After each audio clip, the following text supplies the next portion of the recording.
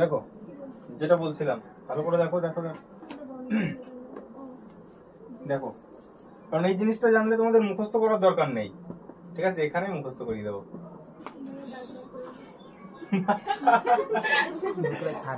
कैसे कैसे लोग रहे थे इधर। দেখো তাহলে গানটা কি ছিল? কাশ্মীর মে তু কন্যাকুমারী। তাহলে উত্তর দক্ষিণ করিডোর কোথা থেকে কোথায়? কাশ্মীর থেকে কন্যাকুমারী। আর পূর্ব পশ্চিম করিডোর কোথা থেকে কোথায় বললাম? পোরবন্দরটা কোথায়? আসামের শিলচর। গুজরাটের পোরবন্দর থেকে আসামের শিলচর। এটাকে কি বলা হচ্ছে? করিডোর। উত্তর দক্ষিণ করিডোর, পূর্ব পশ্চিম করিডোর কোথায় মিলিত হয়েছে বললাম? এই যে যেখানে এটা ঝাঁসি শহরে মিলিত হয়েছে। এবার আমাদের মেন যে চারটে বড় বড় শহর আছে, দিল্লি, এই চারটে শহরকে যুক্ত করার জন্য যে প্রকল্প নিয়েছিলেন অটল বিহারী বাজপেয়ী, ঠিক আছে, এটাকে বলা হয় সোনালী চতুর্ভুজ। একটা চতুর্ভুজ হচ্ছে না? এই এই এই এই, ঠিক আছে? এটাকে গোল্ডেন ট্রায়াঙ্গেল বলা হয়, সোনালী চতুর্ভুজ, ঠিক আছে? এইটাকে সড়ক পথ দিয়ে যুক্ত করাকে বলা হয়, ঠিক আছে? শোনো শোনো শোনো, তাড়াতাড়ি শেষ করে দেবো, এটা একটু দেখে নাও, তাহলে মুখস্থ করার দরকার পড়বে না। আমি বলছি এখানে মুখস্থ হয়ে যাবে। সড়ক পথ দ্বারা যুক্ত করা হলে বলবো সোনালী চতুর্ভুজ। সড়ক পথের দন্তস্ব আর সোনালীর দন্তস্ব, ঠিক আছে? আর যদি বলা হয় যে এই চারটি শহরকে রেলপথ দ্বারা যুক্ত করা হবে, তখন কিন্তু বলবো হীরক চতুর্ভুজ। তাহলে রেল পথে যুক্ত করলে হবে হীরক চতুর্ভুজ, আর সড়ক পথে হলে পরে বলবো সোনালী চতুর্ভুজ। এবার সবাই আমাদেরকে ধরো রোগ টোগ হলো, আমরা ভালো ডাক্তার কোথায় দেখাতে যাই? চেন্নাই যাই, ঠিক? কলকাতা থেকে কোথায় যাই পূর্ণিমা? চেন্নাই।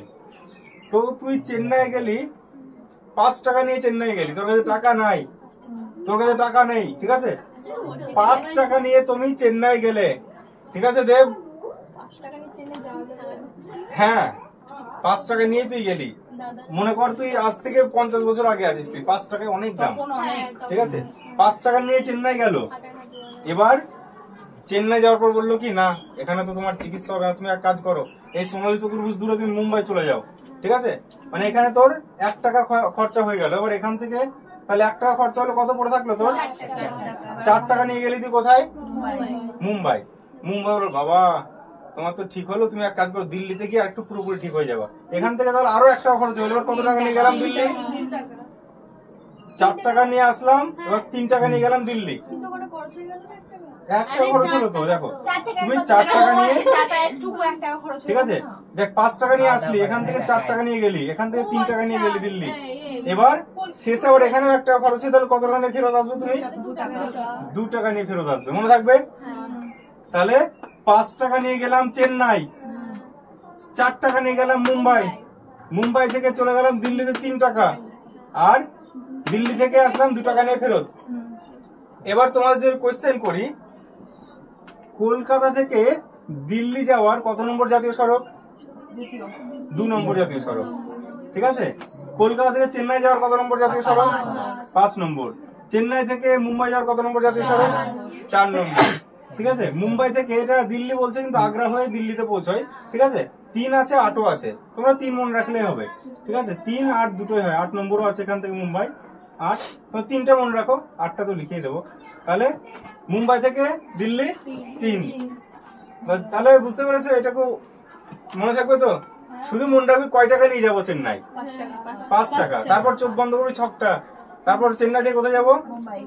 মুম্বাই। মুম্বাই থেকে দিল্লি থেকে কত টাকা নিয়ে ফিরে আসছি শেষে?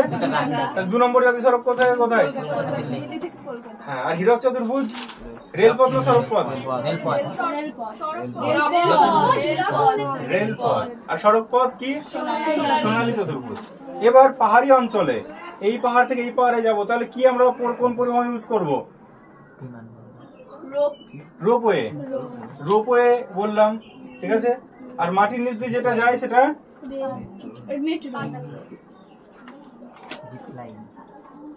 এটা মেট্রো রেল।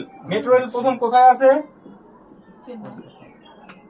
মেট্রো রেল মাটির নিচে। হ্যাঁ, এটা কিন্তু মাটির উপরে গাছ পালা, আরে মাটির উপরে গাছ রাখলাম, তারা মানুষ মানুষ, ঘরবাড়ি, ঘরবাড়ি আছে, ট্রেনের দ্বারা এরকম ঠিক আছে। এটা শোন, এটা প্রথম মেট্রো এরকম দেখতে ছিল সেটা। এবার শোনো, প্রথম মেট্রো কোথায় কোন শহরে হয়? কলকাতায়। কত সাল? 1984 সাল। 1984। একদম কথা বলবি না। আচ্ছা, তাহলে এটা বললাম। আর কি আছে এই চ্যাপ্টারে? বেশি কিছু নেই। তাহলে প্রথম প্লেন চলে কত সাল? 1911 সালে, এটা মনে রাখবে। 1911 সালে প্লেন।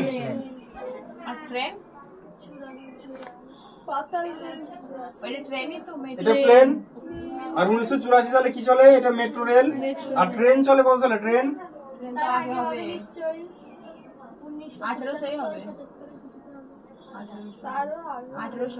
1853। এই তিনটে সাল আমাদের চ্যাপ্টারে মনে রাখতে হবে। 53 সালে ট্রেন, 84 সালে মেট্রো রেল, 1911 সালে হ্যাঁ প্লেন। ঠিক আছে। পরিবহন, পরিবহন কত নম্বর কার্যকলাপ বলেছিলাম? প্রথম, দ্বিতীয় না তৃতীয়?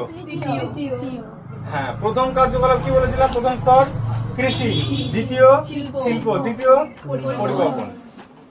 ঠিক আছে। এবার আমরা সোনালী চতুর্ভুজের দৈর্ঘ্যটা দেয় পরীক্ষায়। ঠিক আছে, কত মনে রাখবে? 58 46। ঠিক আছে।